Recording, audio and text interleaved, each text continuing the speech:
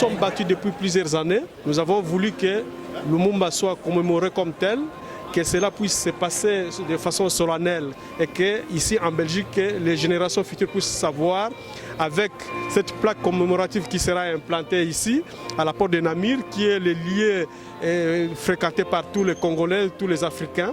Non seulement cela, mais nous, au Parti Lumumba signifié Palou, nous avons voulu que, outre Lumumba, que soit aussi reconnu les deux compatriotes qui étaient ses compagnons de fortune, c'est-à-dire Okito et Mpolo. Il ne s'agit pas de tous les Belges. Certains étaient des amis et d'autres des ennemis qui voulaient à tout prix les abattre.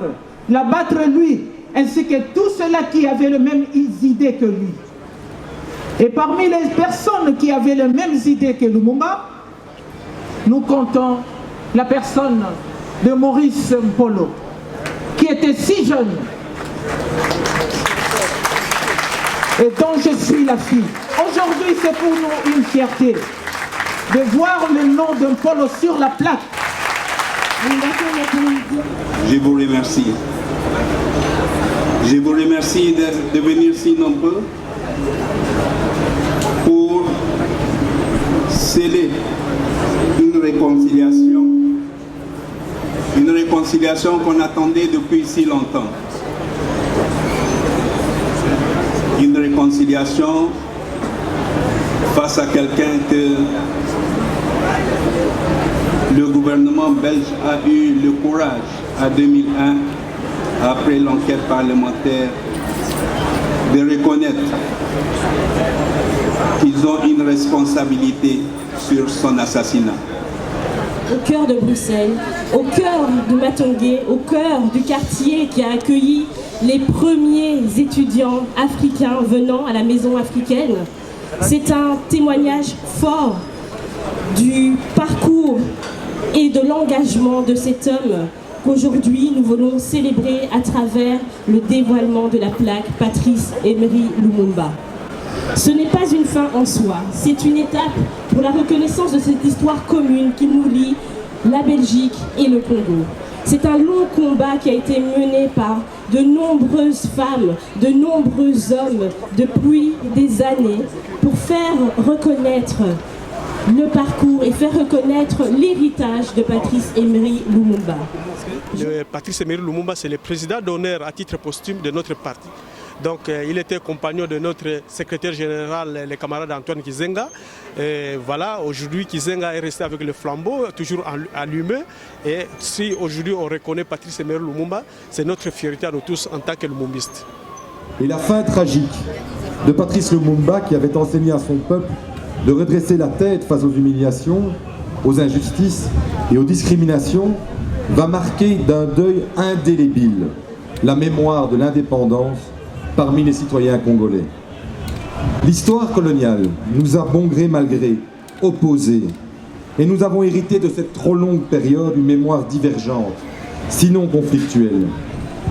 À des décennies de distance, j'ai, en ma qualité de bourgmestre de la ville de Bruxelles, voulu réconcilier les mémoires, à défaut de pouvoir réparer le passé. Je salue officiellement, évidemment ici, la présence parmi nous des membres de la famille de Patrice Lumumba, qui sont également les gardiens de mémoire de cette figure majeure de l'histoire congolaise. Mais je veux aussi saluer la famille de Maurice Mpolo et de Joseph Okito.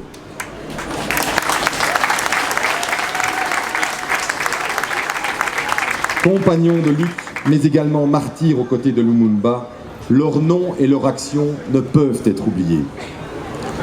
Et je veux remercier aussi, enfin, ceux qui, bien évidemment, œuvrent depuis près de 15 ans, sans relâche, pour sensibiliser les autorités publiques, toutes ces associations, le collectif Mémoire coloniale, l'ASBL Change, BAMCO, le groupement des femmes africaines et intégrées actives, qui ont mis toute leur énergie pour nous convaincre que nous soyons réunis cet après-midi. Elles ne peuvent être oubliées, elles sont à l'origine de ce mouvement. Aujourd'hui, en inaugurant ce square, nous ne réparons pas le passé. Nous ne clôturons pas l'histoire. Aujourd'hui, en inaugurant ce square, nous n'oublions rien. Nous n'effaçons rien. Aujourd'hui, au cœur de la capitale de la Belgique, capitale de 500 millions d'Européens, en inaugurant ce square Patrice Emery Lumumba, nous commençons à écrire notre histoire. Je vous remercie. Nous allons maintenant accueillir sur scène les 4 représentants des collectifs et des associations qui ont œuvré pour que cette journée aujourd'hui se déroule sous les meilleurs auspices. Et j'aime à le répéter, c'est un long combat qui a été mené par de longues personnes aussi. Je vois ici devant nos mères, nos pères qui ont aussi combattu et longtemps œuvré pour cette reconnaissance.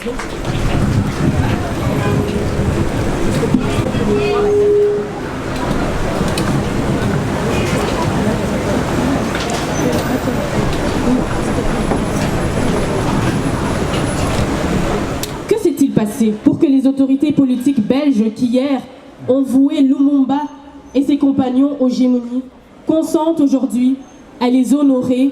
Il s'est passé que les descendants de ces Congolais patriotes, les fils et les petits-fils de Lumumba et de ses pères, sont aujourd'hui des Belges à part entière et que l'histoire glorieuse de la lutte des Congolais pour la liberté est devenue, dans ce contexte, une partie de l'histoire du peuple désormais multiculturel belge. Elle est devenue notre histoire. À nous, Belges, nés en Belgique, autochtones et afro-descendants. Les discriminations et la négrophobie sont encore très présentes dans notre société. Aujourd'hui encore, nous connaissons des refus de logement, d'embauche, le plafond de verre dans l'avancement des carrières, les insultes racistes parce que nous sommes des nègres. Aujourd'hui encore, nous connaissons la condescendance, voire le mépris de certaines personnalités politiques vis-à-vis des Africains. Nous connaissons les discours au relents xénophobes et racistes que distillent certains ministres du gouvernement actuel. Discours qui réduisent les migrants, parmi lesquels de très nombreux Africains, au rang de sous-hommes.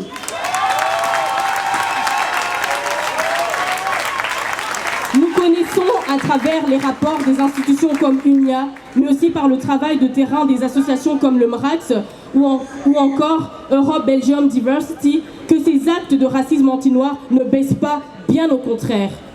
Et sur le plan international, nous connaissons avec quelle manière subtile, mais économiquement très agressive, les richesses du Congo et plus largement de l'Afrique sont aujourd'hui exploitées à coups de complicité ou de chantage politique. Pour continuer le projet d'enrichissement de néométropoles au détriment des néocolonies, plongeant les populations dans une violence économique qui elle-même engendre des violences politiques et sociales et poussant les peuples sans hésitation sur les routes de l'exil.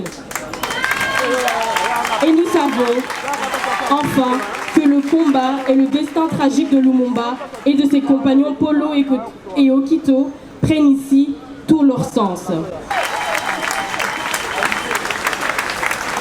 La restitution de l'autre sans le sens de l'histoire, la décolonisation des mentalités est devenue indispensable, non seulement pour rétablir l'équilibre des faits historiques, mais également et surtout pour déconstruire l'imaginaire collectif qui nourrit au quotidien tous les racismes anti-noirs en Belgique, du racisme ordinaire au racisme institutionnel.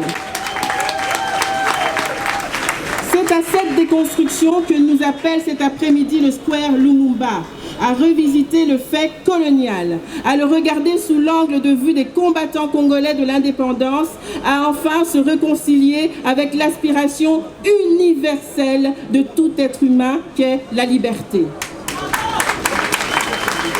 C'est donc pour un mieux vivre ensemble, partout ailleurs, en Belgique, que l'image de Lumumba et de ses compagnons Okito et Mpolo nous servira. Leur humanisme, leur aspiration déterminée à la liberté sont pour nous des balises opérantes dans les combats d'aujourd'hui. Aujourd'hui encore, plus qu'hier, les Africains de Belgique réclament dignité, justice et dans leur vie quotidienne. Aujourd'hui, nous commençons une nouvelle ère, l'ère de la vérité. Lumumba, Okito et Mpolo n'étaient pas les anti-belges. Lumumba, Okito et Mpolo étaient seulement contre l'injustice qui sévissait au Congo. Je crois que nous devons naturellement remercier le bourgmestre et son collège du choix qu'ils ont fait de choisir ce carrefour pour lui donner le nom de Patrice Lumumba. Ce carrefour, en fait, nous devons dire que il est doublement significatif. Ce carrefour ouvre de l'autre côté de cette grande avenue vers les lieux forts du pouvoir colonial. Le pouvoir de l'État indépendant du Congo et le pouvoir du Congo belge, juste de l'autre côté. Que cette simple plaque, qui est une révolution, bien sûr, cette simple plaque ne suffit pas. Que ferons-nous demain si une pizzeria ou un autre de ces magasins vient s'installer ici et donc enlève à la plaque de Lumumba toute son importance et toute sa signification? Mais je voudrais dire aussi que nous avons parlé de l'histoire longue, mais ce carrefour rappelle aussi une histoire relativement récente, car ce sont les Congolais qui ont donné à ce quartier à la fois son nom, Matongé, et en même temps l'importance réelle et l'importance symbolique qui est le sien aujourd'hui. Donc, tout en partageant le point de vue de ceux qui ont parlé de l'histoire, en invoquant en quelque sorte le fait que l'histoire du Congo est là-bas, en fait, nous pouvons dire que l'histoire du Congo est ici, elle est présente ici, et il faut que cette présence devienne beaucoup plus visible que la simple plaque. L'histoire qui est évoquée en ce lieu, cette histoire-là n'est pas une histoire finie. C'est une histoire qui est ouverte. C'est une histoire dans laquelle je souhaite que les militants de l'égalité, à juste titre, qui sont ici, les Belges qui sont afro-descendants, enfin ils sont belges et africains, tous ces gens-là ont à poursuivre la question du militantisme politique, mais ils ne doivent pas laisser vide le terrain du militantisme intellectuel et scientifique, sans quoi vos enfants, les enfants de vos enfants, continueront à apprendre, comme on apprend aujourd'hui aux jeunes Belges, que la colonisation belge au Congo a été une simple émigration de Blancs vers l'Afrique. Donc on passe les massacres, les génocides, etc. C'est un très grand danger contre lequel je voudrais vous prémunir. Merci beaucoup. Merci beaucoup, professeur Edith Mbokolo.